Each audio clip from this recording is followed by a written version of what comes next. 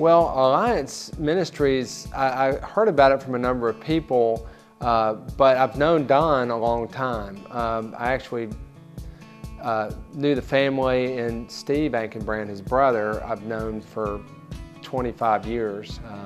So we've been good friends for a long time, but Don I got to know through Young Life and going through with that ministry. And then he kind of left Young Life and kind of went off and did his thing. And I've been a dentist for a while in a city about 45 minutes from here. So wasn't real sure what was going on, but then a few years ago started to hear from some friends about a ministry that Don had called Alliance.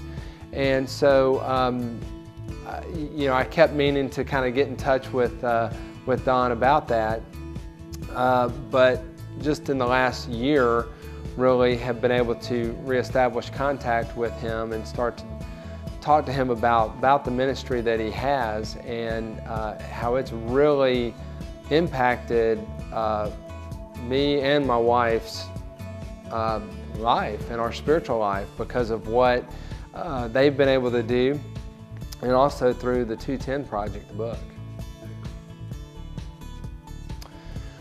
Well, the ways that we are involved is more probably peripherally. So we have been probably given a lot of opportunity because of the book, the 210 Project. But I think that the thing that's been so beneficial is not just for me, but for friends of ours who I know are kind of in a situation where they don't really know what to do with their life. And I've been able to kind of send them to Don as a networker because of all the experiences and all the people that he knows in different avenues and areas of life and ministry, that I know I can send people to him. And kind of like I explained to people, if you feel like your passion is to be a goat herder for God, I can send you to Don, and Don will know somebody who's a goat herder for Jesus. Or if there's not, then he is going to give you the avenue and some resources or people to talk to in order to get that started. So that's where it's been so helpful, because we have, not only for us, he's been an encourager in the ministries that we really wanted to start, but also being able to point other people to him to help them. I would call Alliance, I would say that their vision is one to make sure that everybody is plugged into the passion that God has given them, because he's given each one of us special passions and talents. And what's so good about that ministry is they help you zero in on that. And there's nothing worse than just sort of being dead in your faith. And what they do is they really help you to electrify your faith. And that when you see, like when you go through the certain questionnaires or the things that you're able to do and see, wow, I am really passionate about this, then it all really starts to become really clear, and how clarity really makes a huge difference in terms of buckling in and saying, okay, Lord, I am going to do this for you. And so that is what, to me, Alliance is all about, is helping you find the God-given passion that you have and putting you in the right direction in that. Well, once again, I think that what they do so well is that when you are plugged into the area that your heart is really beating fast for, you are going to use that. I mean, God, certainly if God's leading you to a certain place, then that's where he's going to use you to tell of him and to glorify him in all things. I can give you an example. We have been having a purity ball for the last 3 years, and so we just out of nowhere in this last year, we've had 3 or 4 different production companies call us wanting us to sign on with their show. They want to try to develop a show, whether it's about purity balls or just different aspects of Christianity. But we had a young lady from Washington come down to talk to us about signing on with them. And I don't know if I would say she's a believer in the sense that we think of believers in, but it was so neat to be there that night and have everybody on our board. Really just, she didn't know it, but we were ministering to her, just talking about what we do and the excitement we had. And then we ended up praying with her because she was pregnant.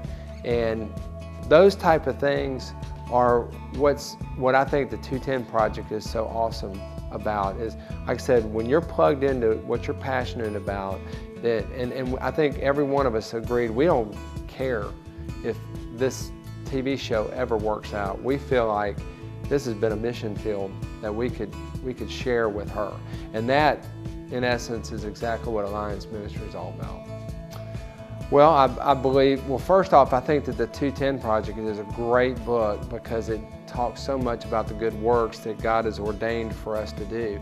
And when you really take that to heart, you realize, hey, I'm not here just to convert oxygen to carbon dioxide. I mean, God's got me here for a purpose. He didn't just whisk me up to heaven. And so I am here to pass on what I know to others. And for me right now, with 4 kids, 16 and under, I feel like my discipleship is towards them. But at the same time, my staff at work, I spend a lot of time talking to them and praying with them and about things. But that's what is important. That's what's so. Conversion is kind of a one-time thing. And once we're converted to Christianity, then it's a matter of growing in the faith. If we're not growing, then we can't be beneficial to others, and that's what it's about. Well, the thing that I love about these guys at Alliance is they're so accessible and they're so interested to hear your story and what's going on in your life and how can they help you, that it just naturally pulls you in.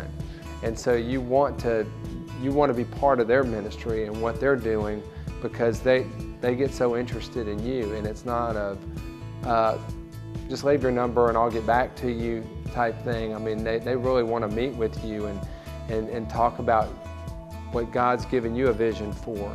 And when that happens, I mean, it just makes you want to be part of it, whether it's financial, prayerfully, any way that we can. And they need that. There's such encouragement and support for everybody. They need that as well. Well, being a dentist, I still get excited about going to work. I know people get grossed out thinking, oh, that's sick.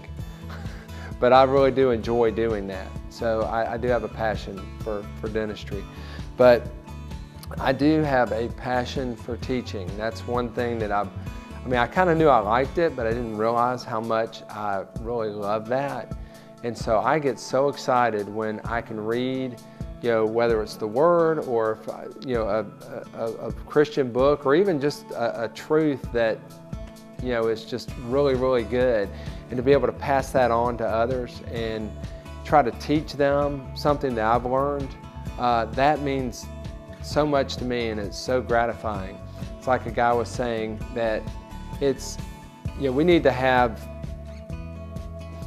to be on somebody's hand, is what he said. What he means by that is that when we have a list of people that have meant so much to us, that they're the ones on our hand that have been there for us, mentored us, all that, and that we need to be on somebody's hand. And if we're not, then we better up our game. So that's what gets me up.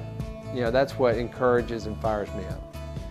Well, I tell you this, I think the one thing that I've seen through a lot of my friends, and I know this book isn't necessarily affiliated a lot with them, but the book Halftime, where, you know, I'm 52 years old, and so I have a lot of friends who are kind of in my age group who, yeah, they're kind of like, is this it? Is this all that life has to offer?